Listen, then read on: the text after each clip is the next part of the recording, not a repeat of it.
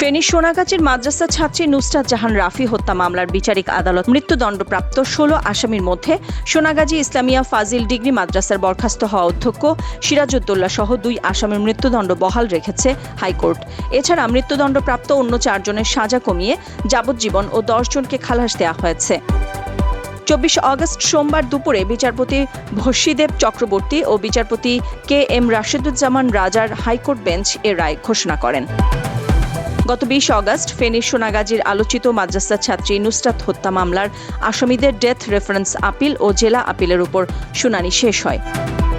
২০১৯ সালের ২৭ March Sonagazi Islamia Fazil degree মাদ্রাসার তৎকালীন অধ্যক্ষ সিরাজউদ্দৌলার নিজ কক্ষে ডেকে নিয়ে নুসরাতের শ্লীলতাহানি করেন। এ ঘটনায় মামলা হলে তাকে গ্রেপ্তার করা হয়। মামলা তুলে না নেয়ায় ৬ এপ্রিল মাদ্রাসার ছাদে ডেকে নিয়ে নুসরাতের হাত পা বেঁধে গায়ে কেরোসিন ঢেলে আগুন ধরিয়ে দেওয়া হয়। ঢাকা মেডিকেল কলেজ হাসপাতালের বার্ন ইউনিটে চিকিৎসাধীন অবস্থায় ওই বছর ১০ এপ্রিল নুসরাতের মৃত্যু হয়।